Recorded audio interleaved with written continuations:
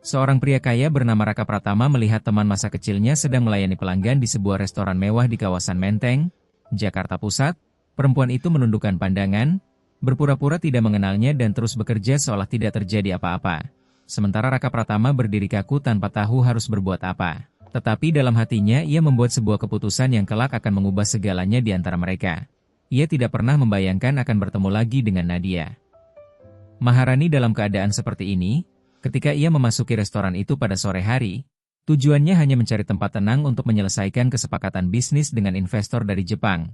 Ruang privat bernama Ruang Kartini terasa sempurna, elegan dan penuh nuansa kemewahan lama yang disukai para pebisnis. Namun semuanya berubah ketika ia melihat Nadia Maharani berdiri di dekat meja sudut dengan seragam pelayan hitam putih. Rambutnya diikat rapi ke belakang, matanya tertuju pada buku catatan. Pesanan? Perempuan yang dulu adalah dunianya saat mereka berusia 12 tahun. Saat hidup terasa sederhana di kampung Tanah Baru, Depok, bermain bersama di jalanan sempit di bawah langit sore. Sebelum semuanya berubah, dada Raka Pratama terasa sesak, sulit bernapas. Ia tidak percaya itu benar-benar dia. Tapi ia tahu pasti, ia akan mengenali mata coklat itu bahkan setelah puluhan tahun. Mata yang pernah menatapnya dari balik pagar besi saat ayahnya, Bapak Surya Pratama, memasukkannya ke dalam mobil hitam dan membawanya pergi, mengatakan bahwa ia tidak akan pernah kembali ke tempat itu lagi. Mata yang menangis ketika ia berjanji akan kembali. Janji yang tidak pernah ia tepati. Hidup membawanya jauh ke Singapura, ke universitas ternama seperti NUS, ke dunia jas mahal dan pertemuan bisnis bernilai miliaran rupiah. Dan kini ia berdiri di sini melihat Nadia Maharani dengan cekatan membawa 3 piring sekaligus. Gerakan yang lahir dari kebiasaan panjang, ia belum melihatnya. Atau mungkin sudah dan sengaja mengabaikannya. Raka Pratama berjalan menuju meja reservasinya tetapi matanya tidak bisa lepas darinya. Para investor sudah duduk sambil tersenyum dan mengangkat gelas minuman. Ia membalas secara otomatis namun pikirannya melayang jauh. Berapa lama sudah berlalu? 15 tahun atau lebih sejak hari ayahnya memutuskan bahwa keluarga mereka pantas mendapatkan kehidupan yang lebih baik dan mencabutnya dari akar masa lalunya tanpa perpisahan. Tanpa penjelasan. Hanya meninggalkan janji seorang anak yang hancur. Nadia Maharani melewati mejanya sambil membawa baki berisi hidangan penutup. Tatapan mereka bertemu sesaat. Sangat singkat namun cukup bagi Raka Pratama untuk melihat sesuatu di matanya. Pengakuan, keterkejutan, dan kemarahan yang tersembunyi. Tetapi ia segera mengalihkan pandangan seolah Raka Pratama hanyalah pelanggan biasa. Seolah mereka tidak pernah memanjat pohon mangga bersama. Tidak pernah berjanji akan selalu bersama. Seolah Raka Pratama bukan orang pertama yang menciumnya dengan canggung di belakang toko milik Pak Raffi dengan jantung berdebar kencang. Para investor terus berbicara tentang keuntungan dan ekspansi di Asia Tenggara namun ia hanya mengangguk tanpa benar-benar mendengar. Seluruh perhatiannya tertuju pada Nadia Maharani. Cara ia berjalan, cara ia tersenyum kepada pelanggan tanpa benar-benar melibatkan perasaannya, cara ia menghindari mejanya seperti menghindari sesuatu yang berbahaya, dan sesuatu di dalam dirinya terasa hancur. Ia tidak bisa kehilangan dia lagi, tidak tanpa mengatakan sesuatu. Apapun itu, meskipun ia tahu ia mungkin dibenci. Ketika para investor pergi ke kamar kecil, Raka Pratama berdiri dan berjalan menuju area pelayanan tempat Nadia Maharani sedang menata gelas di atas baki. Ia merasakan kehadirannya. Bahunya sedikit menegang. Tangannya berhenti sejenak sebelum kembali bekerja tanpa menoleh. Raka Pratama berhenti sekitar 1 meter darinya. Dari dekat ia melihat kelelahan di matanya. Tangan yang sedikit kasar karena kerja keras, seragam rapi namun mulai usang, dan ia membenci dirinya sendiri atas semua tahun yang ia sia-siakan. Setiap malam ia memikirkan dirinya tanpa pernah bertindak. Setiap keputusan yang menjauhkannya sementara Nadia Maharani tetap bertahan di sini. Nadia, ucapnya pelan, suaranya hampir tak terdengar. Tetapi Nadia Maharani tidak menjawab dan terus menata gelas dengan gerakan yang dingin dan terukur seolah ia tidak ada di sana. Nadia Maharani, tolong. Kali ini Nadia Maharani mengangkat wajahnya dan Raka Pratama merasakan seperti ada sesuatu yang menghantam dadanya. Tidak ada kehangatan di mata itu, hanya dingin yang terukur seperti dinding es yang dulu tidak pernah ada saat mereka masih anak-anak. Ada yang bisa saya bantu? Pak? Suaranya sopan namun jauh, seolah ia berbicara dengan orang asing. Seolah 2 kalimat itu adalah satu-satunya hal yang pantas ia katakan setelah semua tahun yang telah berlalu. Raka Pratama menelan ludahnya. Ini aku, Raka.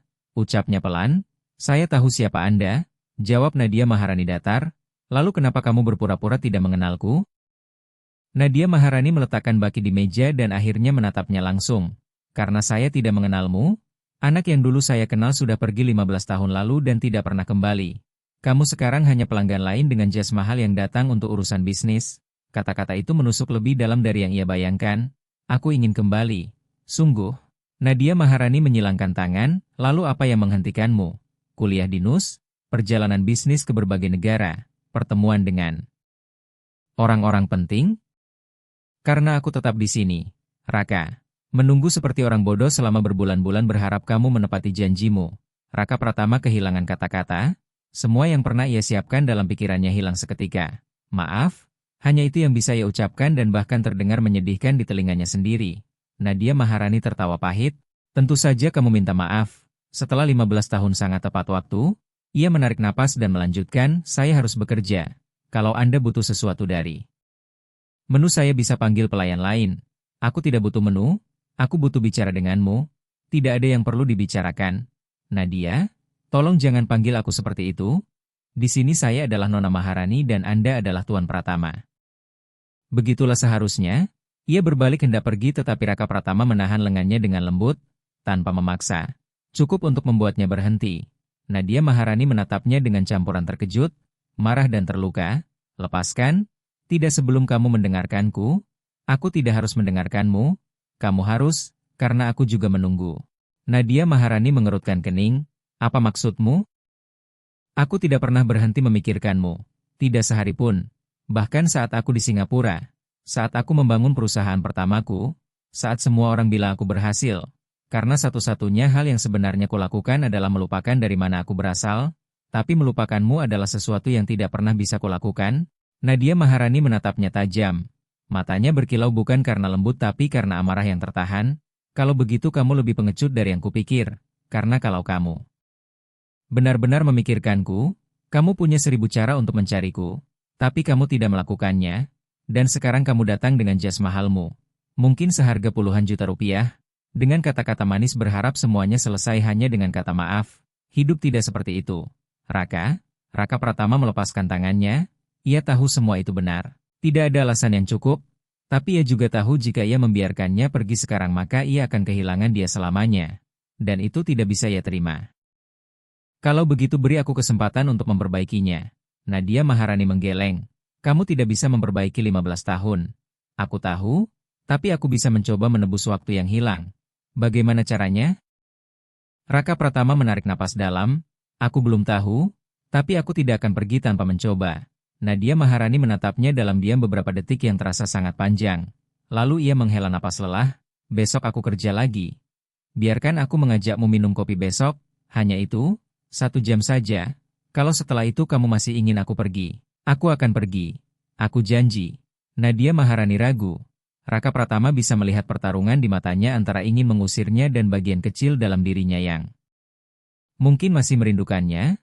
Akhirnya ia mengangguk pelan. 1 jam saja, dada Raka Pratama terasa ringan. Terima kasih. Jangan berterima kasih dulu, mungkin kamu akan menyesal. Aku tidak akan. Nadia Maharani tersenyum tipis, senyum pertama yang ia berikan setelah sekian lama. Baik, besok jam 3 di kedai kopi dekat sini. Aku akan datang. Ia berbalik dan menghilang di antara meja-meja, meninggalkan Raka Pratama berdiri dengan jantung berdegup kencang. Ia kembali ke mejanya. Para investor sudah kembali dan menatapnya penasaran. Semua baik, Tuan Pratama? Ya, semuanya sempurna, jawabnya. Tetapi untuk pertama kalinya setelah bertahun-tahun ia tidak memikirkan bisnis. Ia memikirkan seorang gadis berusia 12 tahun yang pernah berjanji akan selalu bersamanya dan wanita yang kini berdiri di hadapannya. Wanita yang baru saja memberinya kesempatan kedua yang tidak pantas ia dapatkan namun akan ia perjuangkan dengan segala cara. Malam itu Raka Pratama tidak tidur sama sekali. Ia tetap terjaga di suite hotel lantai tinggi di Jakarta Pusat, berdiri di depan jendela kaca besar sambil memandangi lampu kota yang berkilauan dengan secangkir kopi pahit di tangannya yang bahkan tidak ia sentuh. Pikirannya terus mengulang momen ketika Nadia Maharani menatapnya seolah ia hanyalah bayangan masa lalu. Atau lebih buruk lagi, seseorang yang dulu berarti namun kini hanya menjadi kenangan yang menyakitkan tentang sesuatu yang tidak pernah terwujud. Sebelum fajar ia sudah bangun dan membatalkan semua jadwal pertemuan hari itu dengan alasan samar yang bahkan tidak ia ingat lagi. Asistennya menelepon berkali-kali menanyakan keadaannya. Ia menjawab semuanya baik-baik saja walaupun jelas tidak. Pukul 2 siang ia sudah berdiri di depan kedai kopi kecil di sudut jalan dekat restoran. 1 jam lebih awal dari waktu yang dijanjikan. Tempat itu sederhana dengan meja kayu tua dan kursi yang tidak seragam. Jauh dari tempat-tempat mewah yang biasa ia kunjungi, tetapi ada sesuatu yang jujur di sana. Sesuatu yang terasa nyata. Ia memesan kopi hitam dan duduk di dekat jendela menghadap jalan. Menit demi menit terasa lambat dan berat. Ia mulai berpikir bagaimana jika Nadia Maharani tidak datang. Bagaimana jika ia berubah pikiran dan memutuskan bahwa semua ini tidak layak didengarkan. Ia melihat jamnya berulang kali. Hingga akhirnya ia melihatnya, berjalan di trotoar dengan langkah tenang tanpa tergesa-gesa. Mengenakan jeans terang, blus putih sederhana dan rambutnya terurai jatuh di bahunya. Tanpa seragam ia terlihat berbeda. Lebih muda, lebih mirip gadis kecil yang ia ingat. Nadia Maharani masuk ke dalam kedai dan mencari dengan pandangan. Saat mata mereka bertemu ia tidak tersenyum, hanya mengangguk singkat lalu berjalan menuju meja. Raka Pratama berdiri. "Halo?" ucapnya pelan. "Halo?" jawabnya singkat. Mereka duduk berhadapan dan keheningan di antara mereka terasa berat. Dipenuhi oleh semua hal yang tidak pernah mereka katakan selama 15 tahun, Raka Pratama tidak tahu harus mulai dari mana. "Kamu mau minum sesuatu?" tanya Raka Pratama. Nadia Maharani menggeleng. "Aku tidak datang untuk minum kopi. Raka, aku datang karena kamu bilang ingin bicara. Jadi bicaralah." Raka Pratama menarik napas dalam. "Kamu benar tentang semua yang kamu katakan kemarin." Nadia Maharani mengangkat alis. "Hanya itu?" "Tidak, itu baru awal." Ia sedikit condong ke depan. "Saat ayahku, Bapak Surya Pratama, membawaku pergi dari kampung Tanah Baru di Depok, aku tidak mengerti apa-apa. Aku hanya tahu aku dijauhkan darimu. Aku memohon untuk bisa berpamitan, setidaknya meneleponmu." Tapi dia bilang lebih baik seperti itu, bahwa memutuskan secara langsung akan lebih sedikit menyakitkan, dan aku percaya karena aku masih anak-anak, aku pikir orang dewasa tahu segalanya. Nadia Maharani menatapnya tanpa ekspresi namun ada sedikit perubahan di matanya. "Bulan-bulan pertama di Singapura sangat sulit. Aku tidak fasih berbahasa. Tidak punya teman, ayahku selalu sibuk bekerja dan aku menghabiskan waktu sendirian di apartemen dingin yang tidak terasa seperti rumah. Satu-satunya yang kuinginkan adalah kembali ke Depok, kembali kepadamu." Tapi waktu berjalan dan semuanya berubah. Aku mulai beradaptasi, punya teman, belajar bahasa. Dan suatu hari aku sadar aku tidak terlalu merindukan tempat itu lagi. Bahkan bisa berhari-hari tanpa memikirkanmu, dan itu membuatku merasa bersalah, seolah aku mengkhianatimu. Nadia Maharani menunduk. "Lalu kenapa kamu tidak pernah mencoba menghubungiku?" "Karena aku pengecut." Raka Pratama tersenyum pahit. "Semakin lama waktu berlalu semakin sulit untuk melakukannya. Apa yang harus kukatakan? Bahwa aku berjanji akan kembali tapi tidak melakukannya." Terdengar menyedihkan. "Dan semakin aku sukses, semakin aku menjauh dari diriku yang dulu mengenalmu, sampai aku sendiri tidak tahu lagi siapa aku sebenarnya." Nadia Maharani mengangkat wajahnya. Matanya mulai berkilau. "Sekarang siapa kamu?" "Aku tidak tahu. Itulah kenapa aku di sini." Raka Pratama meletakkan tangannya di atas meja tanpa menyentuhnya. "Karena saat aku melihatmu kemarin, rasanya semua yang kubangun runtuh, semua pertemuan bisnis, semua kontrak, semua uang itu tidak berarti apa-apa. Yang penting hanya satu, bahwa kamu ada di sana dan aku telah kehilanganmu." Nadia Maharani menutup matanya. Satu air mata jatuh namun segera ia hapus. "Kamu tidak bisa datang begitu saja setelah sekian lama dan berharap semuanya kembali seperti dulu." "Aku tahu, aku tidak mengharapkan itu." "Lalu apa yang kamu harapkan?" Suaranya bergetar. "Apa yang kamu inginkan dariku?" Raka Pratama menatapnya dalam-dalam, berbicara perlahan. "Aku ingin mengenalmu lagi. Aku ingin tahu siapa dirimu sekarang. Apa yang kamu suka? Apa yang menyakitimu? Apa yang kamu impikan?" Suara Raka Pratama terdengar pelan namun penuh ketulusan. "Aku ingin menebus semua tahun saat aku tidak ada di sisimu. Dan jika setelah itu kamu memutuskan tidak ingin mengenalku lagi, aku akan menerimanya, tapi beri aku kesempatan untuk mencoba." Nadia Maharani terdiam beberapa saat lalu menghela napas panjang dan bersandar di kursinya. "Kamu tahu apa yang paling menyakitkan? Aku juga memikirkanmu selama bertahun-tahun.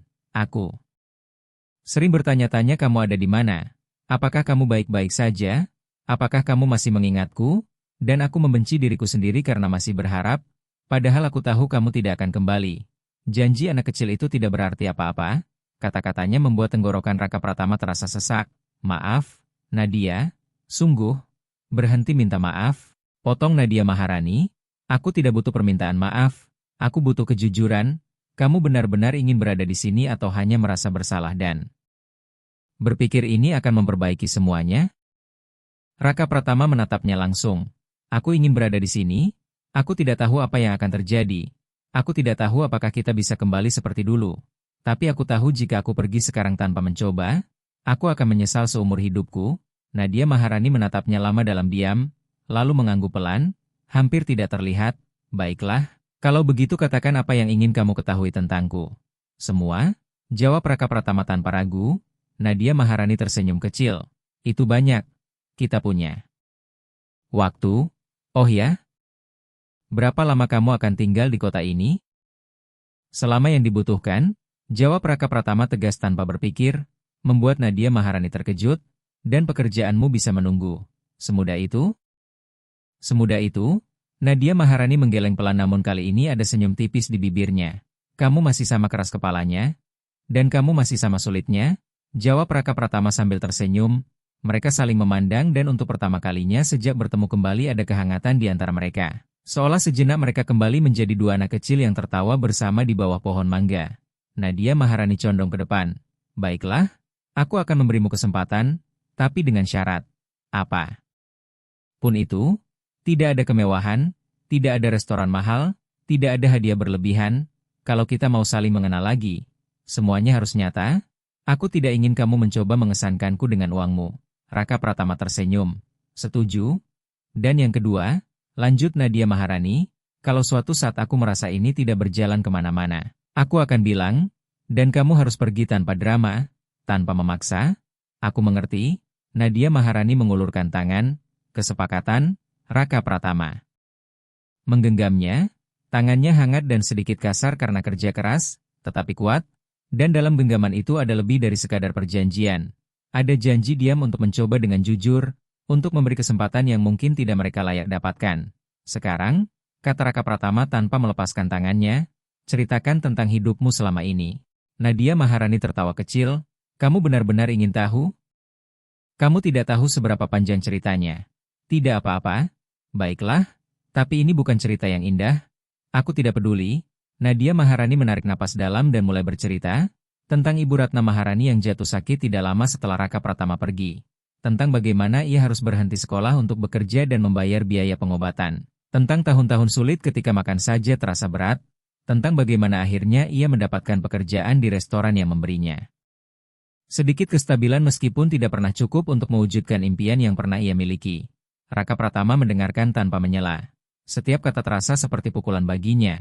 Setiap detail perjuangan itu membuatnya merasa semakin kecil karena saat ia membangun kesuksesan, Nadia Maharani berjuang untuk bertahan hidup. Dan yang paling menyakitkan adalah ia tidak pernah tahu, tidak pernah bertanya, tidak pernah mencari. Ketika Nadia Maharani selesai bercerita, matanya basah namun ia tidak menangis. Ia hanya menatapnya dan berkata, inilah aku, Raka, tanpa hiasan, tanpa kemewahan, hanya seseorang yang melakukan yang terbaik dengan apa yang dimilikinya. Raka Pratama menggenggam tangannya lebih erat, kamu luar biasa. Nadia Maharani menggeleng. Tidak, aku hanya tidak punya pilihan, itu yang membuatmu lebih kuat dari yang kamu kira. Nadia Maharani tidak menjawab tetapi ia tidak melepaskan tangannya. Dan dalam keheningan itu sesuatu mulai tumbuh kembali, rapuh namun nyata. Seperti benih kecil setelah musim panjang yang dingin, mereka tidak tahu apakah itu akan bertahan. Tetapi setidaknya mereka memilih untuk mencoba. Hari-hari berikutnya terasa aneh bagi keduanya. Raka Pratama membatalkan penerbangannya kembali ke Singapura. Timnya terus mengirim pesan menanyakan kapan ia kembali. Ia hanya menjawab singkat bahwa ia perlu menyelesaikan sesuatu yang pribadi. Padahal sebenarnya ia sendiri tidak tahu kapan akan kembali. Bahkan ia tidak yakin ingin kembali sama sekali. Sementara Nadia Maharani terus bekerja di restoran, namun kini waktu terasa lebih panjang. Atau mungkin karena Raka Pratama sering menunggunya di luar hingga setiap menit terasa begitu lama, atau mungkin karena Raka Pratama menghabiskan begitu banyak waktu menunggunya di luar hingga setiap menit terasa sangat panjang, ada sesuatu yang membuatnya ketagihan melihat Nadia Maharani keluar dari pintu belakang restoran, melepas celemeknya lalu berjalan ke arahnya dengan ekspresi yang belum sepenuhnya bisa ia pahami. Bukan bahagia, bukan juga kesal. Melainkan sesuatu di tengah-tengah, seolah ia sedang mengujinya. Menguji mereka berdua. Mereka hampir bertemu setiap hari, berjalan Bersama di taman kota, makan sate ayam di warung kaki lima yang menurut Nadia Maharani adalah yang terbaik di Jakarta. Mereka berbicara tentang segala hal dan tidak tentang apapun. Tentang film yang pernah mereka tonton, lagu yang mereka sukai, kenangan masa kecil yang kini terasa lebih ringan karena bisa mereka bagikan. Raka Pratama mulai mengetahui bahwa Nadia Maharani tidak suka daun ketumbar namun tetap memakannya karena tidak enak menolak makanan. Bahwa ia takut pada kegelapan sejak kecil. Tetapi tidak pernah mengakuinya. Bahwa ia bermimpi pergi ke pantai namun belum pernah melakukannya karena tidak pernah punya cukup uang atau waktu. Sementara Nadia Maharani juga belajar bahwa Raka Pratama tidak bisa memasak selain telur orak-arik, bahwa ia membenci rapat bisnis meskipun membutuhkannya, bahwa ia sering terbangun di tengah malam merasa hidupnya bukan miliknya sendiri, dan bahwa ia merindukan kesederhanaan saat ia tidak punya apa-apa untuk dipertahankan. Suatu sore ketika mereka berjalan di pusat kota, Nadia Maharani berhenti di depan sebuah toko buku tua bernama Toko Buku Cakrawala dan menatapnya dengan penuh nostalgia. "Kenapa?" tanya Raka Pratama. "Tidak apa-apa, hanya saja aku dulu sering kesini waktu kecil. Ibuku, Ibu Ratna Maharani, selalu membawaku setiap hari Sabtu dan membiarkanku memilih satu buku setiap bulan." Ia tersenyum tipis dengan sedikit kesedihan. "Itu satu-satunya yang kami mampu. Tapi bagiku itu hadiah terbaik di dunia." Raka Pratama memperhatikan toko itu. Jendela berdebu, buku-buku bertumpuk tanpa susunan jelas, papan nama yang mulai pudar. "Mau masuk?" Nadia Maharani menggeleng. "Tidak, sudah tidak sama lagi." "Ayo, sebentar saja." Raka Pratama menggenggam tangannya dan menariknya perlahan ke dalam. Ia sempat protes tetapi tidak benar-benar menolak. Di dalam tercium aroma kertas tua dan kayu lembab. Pemilik toko, seorang pria tua berambut putih dan berkacamata tebal, menyapa dengan anggukan singkat dari balik meja. Nadia Maharani berjalan menyusuri rak sambil menyentuh punggung buku-buku dengan ujung jarinya. Matanya berbinar, sementara Raka Pratama mengamatinya dari belakang. Mengingat setiap gerakan kecilnya, cara ia memiringkan kepala saat membaca judul, cara ia menggigit bibir saat menemukan sesuatu yang menarik, senyum kecil yang muncul tanpa ia sadari. Nadia Maharani mengambil sebuah buku tua dengan sampul yang sudah usang, membukanya dan membaca beberapa baris pertama dengan pelan, lalu menutupnya dan mengembalikannya ke rak. "Tidak suka?" tanya Raka Pratama. "Aku suka, tapi aku sudah pernah membacanya." "Kapan?" "Dulu, saat aku masih sering ke sini." "Kalau begitu ambil lagi." Nadia Maharani tertawa kecil. "Tidak perlu, aku sudah tahu bagaimana akhirnya." Tanpa banyak bicara Raka Pratama mengambil buku itu dan membawanya ke kasir. Pria tua itu membungkusnya dengan kertas coklat tanpa bertanya. Raka Pratama membayar lalu menyerahkannya kepada Nadia Maharani. "Ini." Nadia Maharani menatapnya terkejut. "Kita sudah sepakat tidak ada hadiah. Ini hanya buku, tidak dihitung." "Tetap saja dihitung, Raka." Pratama tersenyum. "Kalau begitu anggap saja ini pinjaman. Suatu hari kamu harus mengembalikannya." "Kenapa aku harus melakukannya?" "Supaya kamu punya alasan untuk bertemu denganku lagi." Nadia Maharani menggeleng pelan tetapi tetap menerima buku itu. Ekspresinya lembut dan sedikit rapuh. "Terima kasih." "Sama-sama." Mereka keluar dari toko dan melanjutkan berjalan. Nadia Maharani memeluk buku itu seperti sesuatu yang berharga. Sementara Raka Pratama ingin mengatakan begitu banyak hal, bahwa ia merindukannya lebih dari yang bisa ia ungkapkan, bahwa setiap detik bersamanya membuatnya sadar betapa kosong hidupnya tanpa dirinya, bahwa ia mulai merasakan sesuatu yang sudah lama tidak ia rasakan, tetapi ia menahan diri karena ia tahu ini masih terlalu awal dan Nadia Maharani membutuhkan waktu untuk percaya lagi. Dan ia bersedia menunggu selama yang dibutuhkan. Malam itu Raka Pratama kembali ke hotel dan menemukan pesan dari rekannya Arif Wibowo. "Kita butuh kamu kembali. Para investor menanyakanmu. Ada keputusan yang tidak bisa kami ambil tanpa persetujuanmu." Raka Pratama menatap pesan itu lama lalu menjawab. "Beri aku waktu 1 minggu lagi." Balasan datang cepat. Apa yang sebenarnya terjadi di sana? Ia sempat mengetik beberapa jawaban lalu menghapus semuanya. Akhirnya ia menulis, "Aku sedang memperbaiki sesuatu yang seharusnya sudah lama aku perbaiki." Tidak ada balasan setelah itu. Keesokan paginya teleponnya berdering sangat pagi. Terlalu pagi. Ia mengangkat dengan suara masih berat, dan di seberang sana terdengar suara Nadia Maharani yang lembut memanggil namanya. "Maaf aku membangunkanmu." "Sedikit, tapi tidak apa-apa." Suara Nadia Maharani terdengar ringan di telepon. "Aku libur hari ini. Aku berpikir mungkin kamu ingin melakukan sesuatu." Raka Pratama langsung duduk di tempat tidur. "Tentu, apa rencanamu?" "Biar aku yang mengejutkanmu," jawabnya cepat sebelum menutup telepon. Membuat Raka Pratama tersenyum sendiri menatap layar ponselnya. Lalu ia segera bangkit dan mulai bersiap. 2 jam kemudian ia sudah berdiri di depan bangunan tempat tinggal Nadia Maharani. Sebuah rumah susun sederhana dengan cat yang mulai mengelupas, tangga sempit dan pakaian tergantung di balkon. Jauh dari apartemen mewah tempat ia biasa tinggal, tetapi tempat itu terasa hidup dengan anak-anak bermain di jalan. Tetangga saling menyapa dan musik terdengar dari jendela terbuka. Nadia Maharani turun mengenakan gaun bunga sederhana dan sandal, rambutnya dikepang rapi, dan bagi Raka Pratama ia terlihat lebih indah dari siapapun yang pernah ia lihat. "Siap?" tanya Nadia Maharani. "Siap, kita mau kemana?" "Nanti kamu lihat sendiri." Raka Pratama mengajaknya keluar kota, menyewa mobil dan mengemudi sekitar 1 jam hingga tiba di sebuah desa kecil di daerah Bogor yang dikelilingi perbukitan hijau. Nadia Maharani menatap sekeliling dengan penasaran. "Tempat apa ini?" "Tempat yang kutemukan kemarin saat mencari sesuatu yang spesial." Ia memarkir mobil di depan sebuah rumah sederhana dengan papan bertuliskan Sanggar Keramik Lestari. Nadia Maharani terlihat bingung. "Keramik? Aku pikir kita bisa mencoba sesuatu yang berbeda. Sesuatu yang belum pernah kita lakukan." Ia tersenyum dan Nadia Maharani pun mengangguk. "Baiklah, ayo." Di dalam sanggar mereka disambut oleh seorang wanita tua bernama Ibu Lestari, yang mengajarkan mereka cara membentuk tanah liat di atas roda putar. Bagaimana merasakan bentuk dengan tangan dan bersabar dalam prosesnya? Raka Pratama sangat buruk dalam hal ini. Hasil buatannya runtuh berkali-kali sebelum akhirnya terbentuk sesuatu yang mirip. Wadah, sementara Nadia Maharani tertawa sampai hampir menjatuhkan hasilnya sendiri. "Kamu benar-benar buruk," katanya sambil tertawa. "Aku tahu, tapi kamu juga tidak jauh lebih baik," jawab Raka Pratama. "Hei, setidaknya milikku tidak terlihat seperti benda aneh dari luar angkasa." Raka Pratama melihat hasilnya dan tertawa. Benar juga, lebih mirip benda yang jatuh dari langit. Mereka tertawa bersama dan di saat itu dengan tangan penuh tanah liat dan cahaya matahari masuk dari jendela. Raka Pratama merasakan sesuatu yang sudah lama hilang. Ketenangan. Setelah selesai Ibu Lestari memberitahu mereka bisa kembali seminggu lagi untuk mengambil hasil yang sudah dibakar. Nadia Maharani mengangguk namun mereka berdua tahu yang penting bukan hasilnya melainkan momen itu sendiri.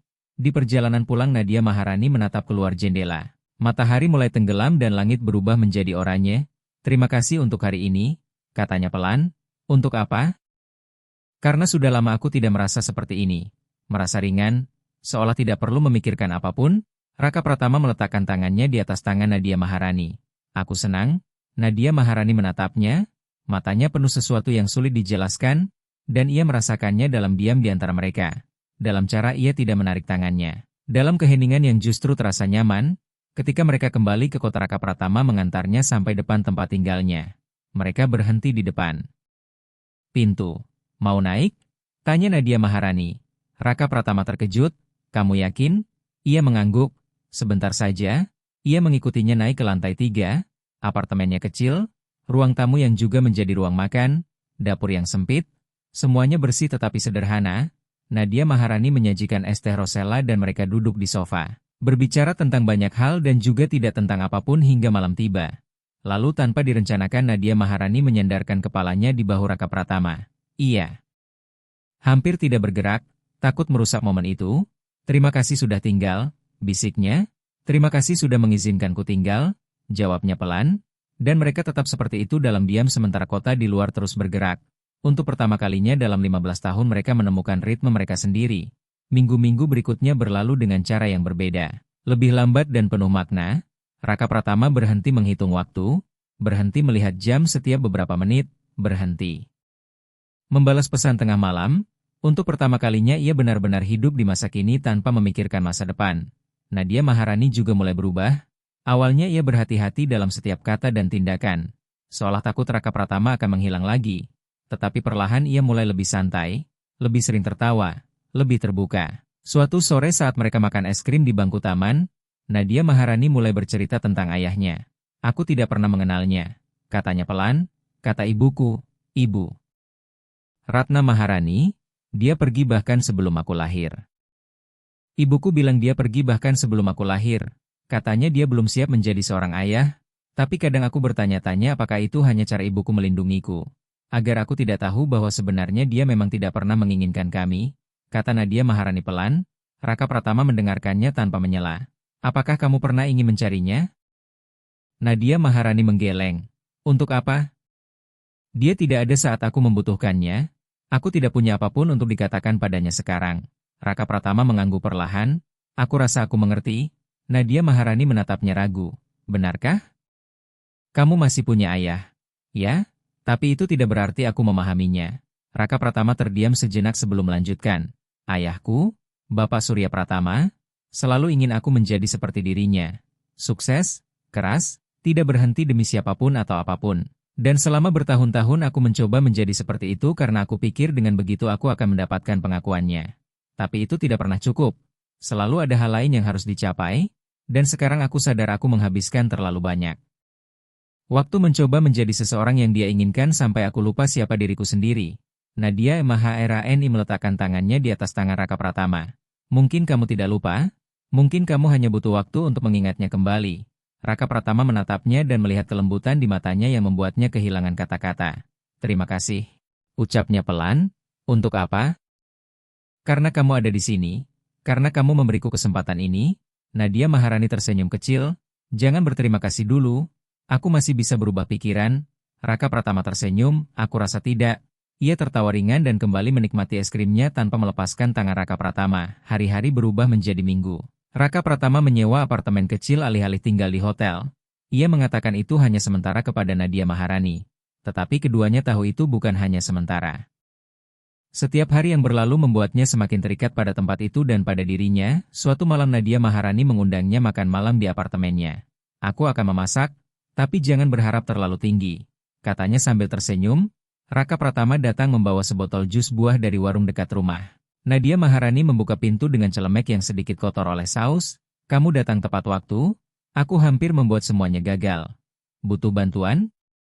Tentu, mereka memasak bersama di dapur kecil itu. Raka Pratama memotong sayuran sementara Nadia Maharani mengaduk masakan. Mereka sering saling bertabrakan dan tertawa. Saling memberikan bahan dengan ritme yang terasa alami meskipun tidak pernah dilatih. Makan malam itu sederhana, tidak istimewa. Tetapi bagi Raka Pratama rasanya luar biasa karena ia tidak lagi makan sendirian. Karena Nadia Maharani ada di depannya. Bercerita tentang harinya, tentang pelanggan yang memberi tip besar, tentang rekan kerja yang suka meminjam barangnya tanpa izin, tentang hal-hal kecil yang membentuk hidupnya. Setelah makan mereka duduk di sofa, Nadia Maharani memutar lagu-lagu lama yang mereka kenal sejak kecil. Beberapa Raka Pratama ingat, beberapa tidak, tetapi semuanya terasa dekat. Kamu bisa menari? Tanya Nadia Maharani tiba-tiba. Raka Pratama tertawa. Tidak terlalu. Bagus, aku juga tidak. Ia berdiri dan mengulurkan tangan.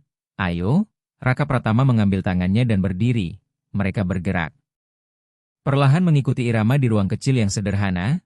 Tidak ada langkah khusus. Hanya saling mendekat dan mengikuti musik. Bagi Raka Pratama itu terasa sempurna. Nadia Maharani menyandarkan kepalanya di dadanya. Ia bisa merasakan napasnya dan kehangatan tubuhnya. Aku merindukan ini, bisiknya. Apa? Merasa dekat dengan seseorang? Bukan dengan siapa saja, tapi denganmu? Raka Pratama merasakan sesuatu mengencang di dadanya. Aku juga. Mereka saling menatap dalam diam dan tanpa direncanakan Raka Pratama perlahan mendekat dan menciumnya dengan lembut, hampir ragu. Seolah meminta izin, Nadia Maharani terdiam sesaat lalu membalasnya. Ciuman itu hangat dan penuh perasaan yang lama terpendam. Ketika mereka berpisah napas mereka sedikit terengah. Raka Pratama berbisik, maaf, jangan minta maaf. Nadia Maharani meletakkan jarinya di bibirnya. Aku sudah lama berharap kamu melakukan itu. Raka Pratama menatapnya terkejut. Benarkah? Ia mengangguk pelan. Iya, tapi aku takut. Takut tentang apa? Tanya Raka Pratama pelan. Nadia Maharani menatapnya dengan mata bergetar. Takut semua ini hanya sementara? Takut suatu hari kamu pergi lagi dan aku kembali di sini menunggu seperti dulu. Raka Pratama memegang wajahnya dengan kedua tangan. Aku tidak akan pergi. Tidak. Kali ini bagaimana kamu bisa yakin? Karena sekarang aku tahu bagaimana rasanya kehilanganmu dan aku tidak ingin merasakannya lagi. Nadia Maharani menutup mata. Air mata jatuh di pipinya dan Raka Pratama mengusapnya dengan ibu jarinya. Aku takut. Raka, aku juga, tapi aku di sini dan aku tidak kemana-mana. Nadia Maharani memeluknya erat seolah memastikan semuanya nyata. Raka Pratama membalas pelukan itu dan menutup mata. Ia bisa merasakan detak jantung mereka berdetak bersamaan dan saat itu ia tahu ada sesuatu yang telah berubah. Ia bukan lagi pria yang datang ke restoran itu beberapa minggu lalu. Nadia Maharani telah mengubahnya tanpa berusaha. Malam itu Raka Pratama tetap tinggal, tidak terjadi apa-apa selain pelukan dan bisikan lembut di kegelapan. Tetapi itu sudah lebih dari cukup. Saat pagi datang Raka Pratama terbangun dan melihat Nadia Maharani tertidur di sampingnya. Cahaya matahari masuk dari jendela kecil dan menerangi wajahnya yang damai, dan saat itu Raka Pratama tahu ia akan melakukan apapun untuk melindungi ketenangan itu. Untuk melindungi dirinya, ponselnya bergetar, pesan dari Arif Wibowo muncul, "Kami butuh keputusan, kamu kembali minggu ini atau kami akan merestrukturisasi semuanya tanpa kamu." Raka Pratama menatap pesan itu lalu menatap Nadia Maharani dan ia tahu apa yang harus ia lakukan. Tetapi ia juga tahu itu tidak mudah. Akan ada konsekuensi dan ia harus memilih antara kehidupan yang telah ia bangun dan kehidupan yang ia inginkan. Ia bangun perlahan agar tidak membangunkannya. Lalu pergi ke dapur kecil dan membuat kopi. Beberapa menit kemudian Nadia Maharani muncul dengan rambut berantakan dan mengenakan kemeja miliknya. "Selamat pagi," ucapnya dengan suara masih mengantuk. "Selamat pagi, kamu tidur nyenyak?" Lebih baik dari selama bertahun-tahun, ia memeluknya dari belakang. Raka Pratama menutup mata menikmati momen itu. "Kamu sedang memikirkan apa?" "Tentang keputusan yang harus kuambil." Tubuh Nadia Maharani sedikit menegang. "Tentang apa?" "Tentang hidupku, tentang apa yang kuinginkan, tentang di mana aku ingin berada." Ia menatapnya. "Aku belum tahu, tapi aku tahu aku ingin kamu menjadi bagian dari keputusan itu." Mata Nadia Maharani basah. "Aku tidak ingin kamu meninggalkan segalanya demi aku, itu terlalu berat. Aku tidak melakukannya untukmu. Aku melakukannya untuk diriku sendiri. Karena aku sadar semua yang kumiliki di sana tidak membuatku bahagia. Dan di sini bersamamu aku akhirnya bisa bernapas." Air mata jatuh dari mata Nadia Maharani. Raka Pratama menghapusnya. "Jangan menangis, aku tidak bisa," katanya sambil tertawa pelan di antara tangis. "Aku sudah terlalu lama meyakinkan diri bahwa aku tidak membutuhkan siapapun, bahwa aku bisa sendiri. Lalu kamu datang dan menghancurkan semua itu. Maaf." "Jangan minta maaf." Ia menciumnya perlahan dan dalam, seolah ingin mengingat setiap detik. Saat mereka berpisah Nadia Maharani tersenyum. "Jadi kita akan bagaimana?" "Kita akan mencari tahu bersama." "Sesederhana itu?" "Sesederhana itu?" Nadia Maharani mengangguk. "Baiklah, bersama." Mereka berpelukan sementara kopi mulai mendingin dan cahaya matahari memenuhi ruangan. Dan untuk pertama kalinya dalam waktu yang sangat lama mereka berdua tahu bahwa mereka tidak lagi sendirian. Raka Pratama membutuhkan 3 hari untuk menjawab pesan dari Arif Wibowo. 3 hari berjalan di jalanan Jakarta dengan tangan di saku dan pikiran yang penuh pertimbangan. Nadia Maharani tidak bertanya. Ia tahu Raka Pratama membutuhkan ruang untuk memutuskan.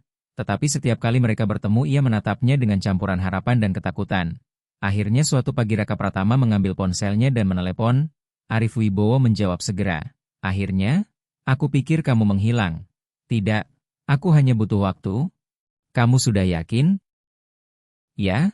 Raka Pratama menarik napas dalam. "Aku akan menjual bagianku." Hening di seberang telepon lalu terdengar tawa tidak percaya. "Kamu serius?" "Sangat serius, Raka. Ini gila. Kita membangun ini bersama selama bertahun-tahun. Kamu tidak bisa meninggalkannya hanya karena kamu jatuh cinta. Aku tidak meninggalkannya karena dia. Aku meninggalkannya karena aku tidak lagi menginginkan hidup itu." "Itu sama saja." "Tidak, itu berbeda." Suara Raka Pratama tegas. "Aku menghabiskan terlalu banyak waktu membangun sesuatu yang seharusnya membuatku bahagia. Tapi tidak pernah berhasil. Dan sekarang aku akhirnya menemukan sesuatu yang benar-benar berarti. Aku tidak akan kehilangannya lagi." Arif Wibowo menghela napas. "Kamu yakin?" "Lebih yakin dari apapun dalam hidupku." "Baiklah, kita akan urus semuanya secara resmi." "Terima kasih." Panggilan berakhir dan Raka Pratama menatap keluar jendela. Di seberang jalan ia melihat Nadia Maharani sedang berjalan pulang membawa kantong belanja dari pasar. Dan saat itu ia tahu bahwa keputusan yang ia ambil adalah keputusan yang benar. Raka Pratama melihat Nadia Maharani. Dan Nadia Maharani tersenyum kepadanya. Ia membalas senyum itu dan dalam hatinya ia tahu semua ini sepadan. Ketika panggilan dengan Arif Wibowo berakhir, ia merasakan beban besar terangkat dari pundaknya. Ia tidak tahu apa yang akan terjadi selanjutnya. Tidak punya rencana yang jelas, tetapi untuk pertama kalinya dalam bertahun-tahun hal itu tidak lagi menakutkan. Beberapa saat kemudian Nadia Maharani masuk ke apartemennya dengan pipi sedikit memerah karena udara sore. Membawa kantong belanja dari pasar, "Aku bawa bahan untuk makan malam, kita masak bersama lagi," katanya. Raka Pratama tersenyum. Kedengarannya sempurna. Nadia Maharani menatapnya lebih dekat. "Ada yang terjadi?" Kenapa kamu bilang begitu? Karena wajahmu terlihat berbeda. Wajah seperti apa? Wajah seseorang yang baru saja membuat keputusan besar. Raka Pratama tersenyum. Kamu sudah mengenalku sejauh itu? Nadia Maharani mengangkat bahu. Aku sedang belajar. Baiklah, ya, aku memang membuat keputusan. Mau kamu ceritakan? Raka Pratama menggenggam tangannya. Aku sudah menjual bagianku di perusahaan. Mata Nadia Maharani membesar. Apa? Seperti yang kamu dengar, aku tidak akan kembali ke Singapura. Aku akan tinggal di sini. Nadia Maharani terdiam kaku. Raka, kamu tidak bisa melakukan itu? Aku sudah melakukannya. Tapi hidupmu ada di sana, perusahaanmu, semua yang sudah kamu bangun, aku tidak peduli. Nadia Maharani menarik tangannya, tentu saja kamu peduli. Kamu menghabiskan bertahun-tahun untuk itu, kamu tidak bisa meninggalkan semuanya begitu saja. Aku tidak meninggalkannya, aku memilih hidupku sendiri. Nadia Maharani menatapnya dengan panik, aku tidak bisa menjadi alasan kamu menghancurkan hidupmu. Aku tidak menghancurkannya, aku justru memperbaikinya. Raka Pratama mencoba mendekat tetapi ia mundur. Kamu tidak mengerti, kalau suatu hari kamu menyesal, kamu akan menyalahkanku dan aku tidak akan sanggup menanggung itu. Aku tidak akan menyesal. Bagaimana kamu bisa yakin? Karena aku mengenal apa yang kurasakan saat bersamamu dan aku tahu tidak ada yang bisa dibandingkan dengan ini. Nadia Maharani menggeleng, air matanya jatuh. Aku takut. Raka. Takut apa? Takut semua ini terlalu indah untuk menjadi nyata. Takut suatu hari kamu bangun dan sadar kamu membuat kesalahan lalu meninggalkanku lagi. Raka Pratama mendekat dan memeluknya erat. Nadia Maharani sempat menahan diri tetapi akhirnya ia menyerah dan berpegangan padanya seolah ia adalah satu-satunya hal yang pasti. Dengarkan aku, bisik Raka Pratama di rambutnya. Aku tidak akan meninggalkanmu, tidak sekarang, tidak pernah. Aku tahu aku harus membuktikannya. Aku tahu kata-kata saja tidak cukup. Tapi aku akan menunjukkannya setiap hari sampai kamu percaya. Nadia Maharani terisak di dadanya, dan kalau tidak berhasil? Kalau kita mencoba dan gagal, maka kita gagal, tapi setidaknya kita mencoba, itu sudah lebih dari yang kita lakukan 15 tahun lalu. Nadia Maharani menatapnya lagi, matanya merah tetapi ada secercah harapan, kamu benar-benar akan tinggal? Benar? Lalu kamu akan melakukan apa di sini? Aku belum tahu, tapi aku akan menemukannya. Ia menatapnya lama lalu mengangguk pelan, baiklah. Tapi dengan satu syarat, apapun itu, janji kalau suatu hari kamu menyesal, kamu akan jujur padaku, jangan berpura-pura semuanya baik-baik saja. Aku janji. Nadia Maharani menarik napas dalam dan menghapus air matanya. Sekarang kita masak. Bahan yang kubawa bisa rusak kalau tidak dipakai. Raka Pratama tertawa. Baik, perintah diterima. Mereka memasak bersama saat matahari terbenam. Membuat mie dari awal. Nadia Maharani mengajarinya menguleni adonan dan menggilingnya hingga tipis. Raka Pratama canggung di awal tetapi perlahan mulai terbiasa. Tangan mereka berlumur tepung. Mereka tertawa saat adonan robek berkali-kali. Mencuri ciuman di sela-sela pekerjaan. Saat akhirnya mereka duduk makan, hasilnya tidak sempurna tetapi tidak ada yang peduli. Karena yang penting adalah momen itu, perasaan membangun sesuatu bersama. Setelah makan mereka duduk di sofa. Nadia Maharani bersandar di pangkuan Raka Pratama sementara ia mengelus rambutnya dengan lembut sambil menatap lampu kota dari jendela. Apa yang kamu pikirkan? Tanya Nadia Maharani. Aku tidak pernah membayangkan hidupku akan seperti ini. Seperti apa? Bahagia? Nadia Maharani tersenyum. Aku juga tidak. Kita menghabiskan begitu banyak waktu mengejar hal-hal yang kita pikir akan membuat kita bahagia. Padahal semuanya ada di sini. Ia bangkit sedikit dan menatapnya. Kamu percaya takdir? Aku tidak tahu. Kamu? Kadang, karena kalau dipikir semua hal yang terjadi agar kita bisa bertemu lagi terasa seperti sesuatu yang sudah ditentukan. Kalau hari itu kamu memilih restoran lain, atau aku libur kerja, kita tidak akan berada di sini sekarang. Raka Pratama mengangguk, mungkin kamu benar, atau mungkin kita hanya beruntung. Nadia Maharani kembali bersandar padanya. Apapun itu, aku senang ini terjadi. Aku juga. Mereka terdiam. Dan di luar jendela hujan mulai turun perlahan, mengisi malam dengan suara yang tenang. Tetes hujan lembut jatuh mengenai kaca jendela. Suaranya menenangkan hampir seperti hipnosis. Raka Pratama merasakan Nadia Maharani tertidur di pangkuannya. Napasnya perlahan menjadi dalam dan teratur, ia menatapnya. Lama seolah ingin menghafal setiap detail wajahnya. Cara bulu matanya menyentuh pipi, lengkung bibirnya, ketenangan yang terpancar saat ia tidur. Dan saat itu ia tahu bahwa ia telah mengambil keputusan yang benar. Apapun yang akan terjadi setelah ini tidak lagi penting. Karena momen ini, perempuan ini adalah semua yang ia butuhkan. Keesokan harinya Raka Pratama mulai mencari apa yang akan ia lakukan dengan waktunya. Ia tidak ingin diam tanpa tujuan. Ia membutuhkan makna tetapi kali ini sesuatu yang benar-benar berarti. Ia berjalan menyusuri kampung di Tanah Baru, Depok, memperhatikan kehidupan di sekitarnya, anak-anak bermain di jalan, pedagang kaki lima, ibu-ibu menyapu halaman, dan untuk pertama kalinya ia melihat peluang di tempat yang dulu dianggap orang sebagai keterbatasan. Malam itu ia menceritakan idenya kepada Nadia Maharani. Aku ingin membangun sesuatu di sini, katanya. Seperti apa? Aku belum tahu pasti. Mungkin ruang komunitas, tempat orang bisa belajar, berkembang, mendapatkan kesempatan. Nadia Maharani menatapnya terkejut. Kamu serius? Sangat serius. Aku sudah menghabiskan bertahun-tahun mencari uang. Sekarang aku ingin menggunakannya untuk sesuatu yang benar-benar berarti. Nadia Maharani tersenyum hangat. Itu indah. Raka, kamu mau aku membantu? Tentu. Aku membutuhkanmu. Kamu mengenal orang-orang di sini. Kamu tahu apa yang mereka butuhkan. Aku punya sumber daya tapi kamu punya hati dari tempat ini. Nadia Maharani terdiam sejenak lalu senyumnya melebar. Baiklah, kita lakukan bersama. Raka Pratama mengangkatnya dan memutarnya. Ia tertawa lepas memenuhi ruangan. Lalu ia menciumnya dan dalam ciuman itu ada janji bahwa ini baru permulaan, bahwa mereka akan membangun sesuatu bersama, bahwa masa lalu tidak lagi menentukan mereka. 2. Bulan berlalu sejak Raka Pratama memutuskan untuk tinggal, dan setiap hari terasa semakin nyata. Mereka menemukan sebuah bangunan kosong di tengah kampung Tanah Baru, Depok, bangunan tua dengan ket mengelupas dan lantai retak, tetapi penuh potensi dengan cahaya alami dan ruang yang cukup luas. Mereka menghabiskan sore hari di sana membersihkan, merencanakan dan bermimpi. Nadia Maharani merancang tata ruangnya.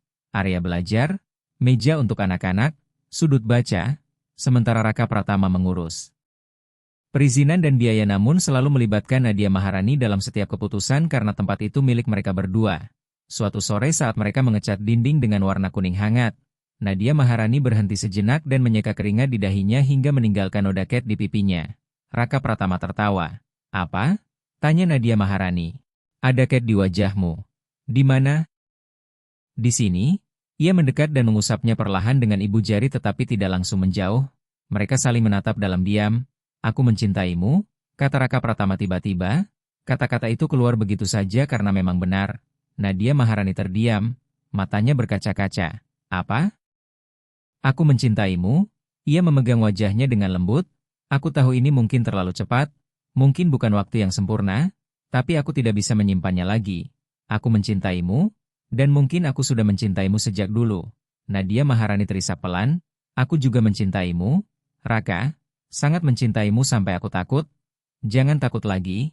Ia menciumnya dan dalam ciuman itu ada masa lalu, masa kini, dan masa depan yang terbuka luas penuh kemungkinan. Ketika mereka berpisah mereka tertawa dan menangis dalam pelukan di tengah ruangan yang penuh kalengket dan mimpi. Malam itu saat berjalan kembali ke tempat tinggal Nadia Maharani, ia tiba-tiba berhenti. Tunggu, kata Nadia Maharani. Ada apa? Aku ingin menunjukkan sesuatu. Ia mengajaknya melewati jalan yang sudah dikenalnya tetapi kali ini berbelok ke arah lain hingga tiba di sebuah gang sempit. Di ujungnya berdiri sebuah pohon mangga tua dengan batang yang berkelok dan cabang-cabang yang menjulur ke langit seperti tangan yang mencari bintang. Apakah kamu mengenalinya? Tanya Nadia Maharani. Raka Pratama mendekat, menatap batang pohon itu dan kemudian melihat ukiran yang hampir pudar oleh waktu, huruf-huruf lama yang masih tersisa. Inisial mereka yang terukir di kulit pohon mangga tua itu.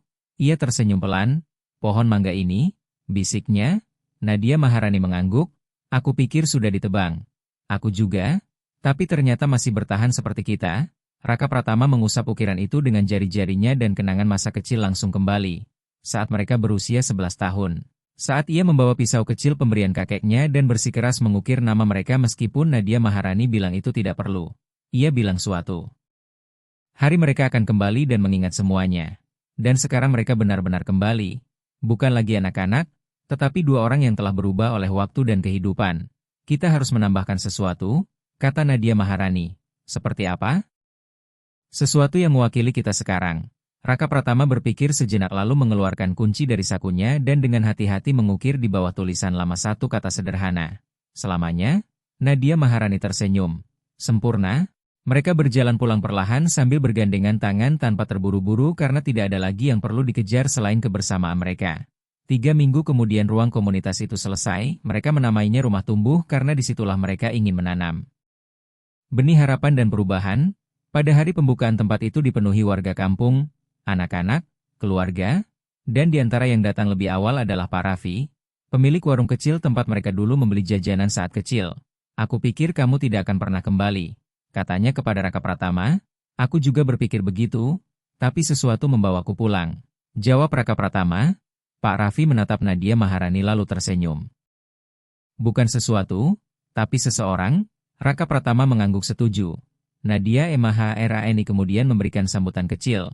Ia menjelaskan bahwa tempat itu untuk semua orang, tanpa biaya, hanya membutuhkan kemauan untuk belajar dan saling membantu. Tepuk tangan memenuhi ruangan.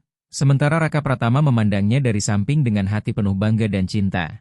Setelah acara selesai dan semua orang pulang, mereka berdiri berdua di dalam ruangan kosong yang kini penuh makna. Kursi-kursi tertata, rak buku terisi, dinding berwarna cerah. Kita berhasil, kata Nadia Maharani. Kita berhasil, ulang Raka Pratama. Ia menyandarkan tubuhnya padanya. Terima kasih sudah tinggal. Terima kasih sudah membiarkanku tinggal. Mereka terdiam sejenak sebelum Nadia Maharani berkata lagi. Tahukah kamu apa yang paling aneh? Aku menghabiskan bertahun-tahun ingin keluar dari tempat ini, ingin hidup yang lebih besar. Sementara kamu menghabiskan bertahun-tahun membangun kehidupan itu, tapi pada akhirnya kita menemukan semuanya di sini bersama. Raka Pratama mencium kepalanya. Kadang yang kita butuhkan bukan pergi, tapi kembali. Malam itu di apartemen Nadia Maharani, Raka Pratama mengeluarkan sesuatu dari sakunya. Ini kecil dan mungkin bukan waktu yang sempurna, tapi aku sudah belajar bahwa waktu yang sempurna tidak pernah ada.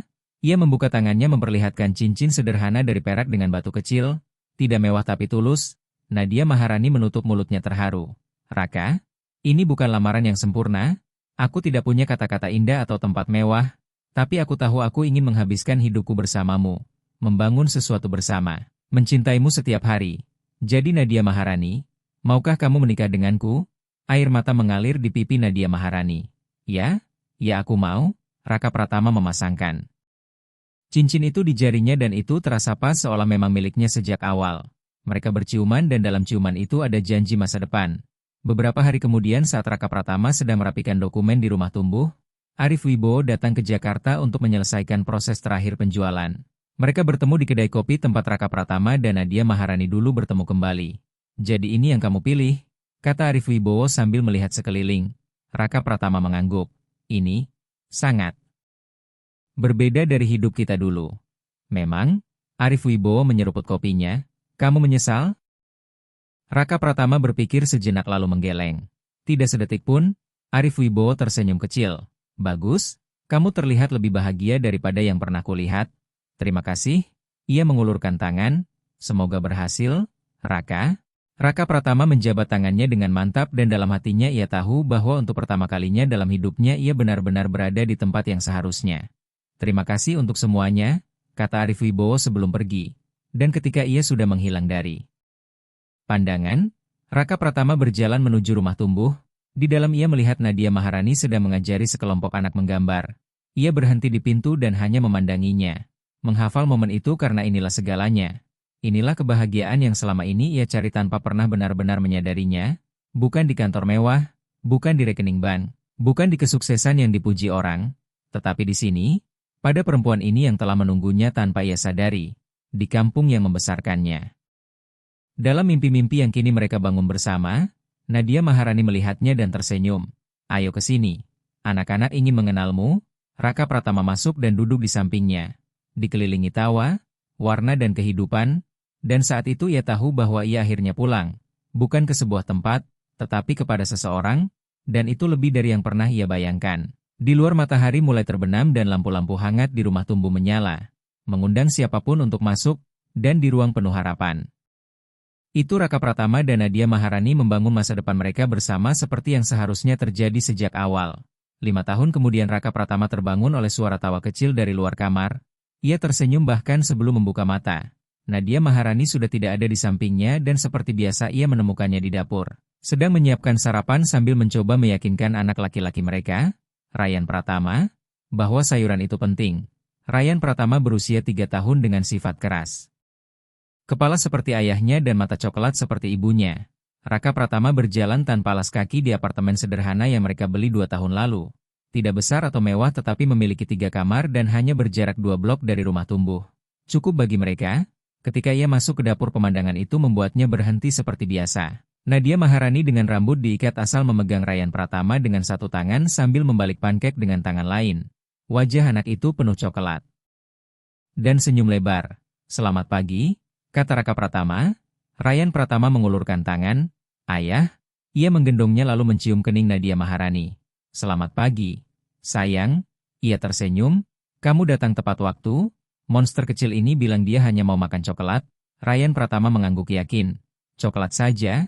Raka Pratama tertawa. "Sulit ditawar. Tapi pankek ibu mungkin punya coklat di dalamnya."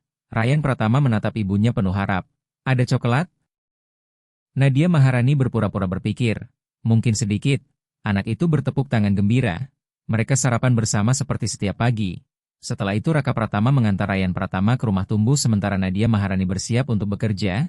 Ia sudah berhenti menjadi pelayan 2 tahun lalu untuk fokus sepenuhnya pada ruang komunitas itu. Raka Pratama mengurus keuangan dan kerjasama. Tetapi Nadia Maharani adalah hati dari tempat itu. Semua orang di kampung mengenalnya, mempercayainya. Ketika mereka tiba di rumah tumbuh sudah ada anak-anak menunggu di luar. Ryan Pratama langsung berlari ke arah mereka. Raka Pratama membuka pintu dan melihat bagaimana anak-anak masuk seperti ke rumah mereka sendiri. Karena memang seperti itulah, dalam 5 tahun ratusan orang telah datang ke tempat itu, ada yang belajar keterampilan, ada yang hanya mencari tempat aman. Mereka kini memiliki 3 pengajar tetap dan seorang koordinator. Rumah tumbuh bukan lagi sekadar mimpi tetapi sesuatu yang nyata dan dibutuhkan. Menjelang siang Nadia Maharani datang membawa kotak roti manis dari toko milik Pak Raffi. "Raka, kita harus bicara," katanya dengan nada serius. Raka Pratama mengangkat kepala dari laptopnya. "Ada apa?" Nadia Maharani duduk di depannya, menarik napas dan berkata pelan, "Aku hamil," dan seketika Raka Pratama terdiam tanpa kata. "Apa? Kita akan punya bayi lagi?" Nadia Maharani tersenyum gugup penuh kejutan. Raka Pratama langsung berdiri dan memeluknya erat. Nadia Maharani tertawa. "Kamu bahagia?" "Bahagia? Ya Tuhan, Nadia, aku lebih dari bahagia." Ia menciumnya lama dan dalam. Ketika mereka berpisah mata Nadia Maharani berkaca-kaca. "Aku pikir mungkin terlalu cepat. Ryan baru 3 tahun. Aku tidak peduli." Raka Pratama memegang wajahnya. "Segala yang kita bangun bersama itu sempurna." Malam itu setelah menidurkan Ryan Pratama, mereka duduk di balkon kecil apartemen mereka. Tangan Raka Pratama berada di perut Nadia Maharani. "Menurutmu bayi ini perempuan?" "Aku tidak tahu. Tapi kalau perempuan pasti sama keras kepala seperti kakaknya." Nadia Maharani tertawa, dan seperti ayahnya, mereka terdiam sejenak, lalu Nadia Maharani bertanya, "Kamu pernah menyesal?" "Tentang apa?" "Tentang meninggalkan semuanya. Perusahaanmu, Boston, kehidupan itu." Raka Pratama menggeleng. "Tidak pernah, sedetik pun tidak." "Dan kamu? Menyesal memberiku kesempatan?" Nadia Maharani menatapnya. "Tidak pernah, itu keputusan terbaik dalam hidupku." 6 bulan kemudian lahirlah Luna Pratama, dengan mata Raka Pratama dan rambut gelap Nadia Maharani. Ryan Pratama sangat menyayangi adiknya dan sering membawakan mainan meski ia belum bisa bermain. Raka Pratama mengambil cuti 3 bulan untuk membantu di rumah. Nadia Maharani kembali ke rumah tumbuh perlahan sambil menggendong Luna Pratama di dada. Para tetangga membantu, para pengajar menjaga Ryan Pratama. Pak Raffi sering memberi roti. Lingkungan itu sudah menjadi keluarga mereka, atau mungkin mereka yang menjadi bagian dari lingkungan itu. Suatu minggu sore mereka berjalan di taman. Ryan Pratama berlari mengejar burung. Luna Pratama tertidur. Tiba-tiba Nadia Maharani berhenti. "Lihat," ia menunjuk ke sebuah bangku dekat pohon mangga. Mereka mendekat. Ukiran lama masih ada. Huruf-huruf itu masih terlihat. Dan di bawahnya kata selamanya. "Ryan, sini," panggilnya. Anak itu berlari. "Apa itu?" Raka Pratama berlutut. "Lihat huruf ini. Aku dan ibumu membuatnya saat kecil. Seperti aku?" "Ya, seperti kamu. Dan yang dibawa artinya kita akan selalu bersama." "Selamanya?" selamanya. Lalu Nadia Maharani memberi koin kepada Raka Pratama. Ia mengerti dan menambahkan 2 huruf baru di bawahnya. RL, Ryan Pratama dan Luna Pratama. Nadia Maharani tersenyum. Sekarang lengkap. Ya, sekarang lengkap. Mereka berjalan pulang saat matahari terbenam. Ryan Pratama menggenggam tangan ayahnya. Luna Pratama masih tertidur di dada ibunya. Dan dalam momen sederhana itu Raka Pratama tahu ia telah menemukan segalanya. Bukan di kantor atau uang, tapi di perempuan yang berjalan di sampingnya, di anak-anak yang memenuhi hidupnya dengan cinta, di lingkungan yang menyaksikan mereka tumbuh, berpisah, lalu bersatu kembali. Mereka membangun kehidupan yang tidak diukur dengan keuntungan tetapi dengan momen, tawa, tangan kecil yang mencari genggaman mereka, dan ciuman curian di dapur saat pankek hampir gosong. Malam itu ketika anak-anak sudah tidur Raka Pratama memeluk Nadia Maharani. Aku mencintaimu, bisiknya, aku juga mencintaimu. Selalu, dan di luar sana. Pohon itu tetap berdiri, menyimpan janji-janji yang terukir di kulitnya, menunggu hari ketika Ryan Pratama dan Luna Pratama menambahkan kisah mereka sendiri. Karena begitulah kehidupan berjalan, cerita tidak pernah benar-benar berakhir, hanya berubah dan diteruskan, dan kisah Raka Pratama dan Nadia Maharani sebenarnya baru saja dimulai.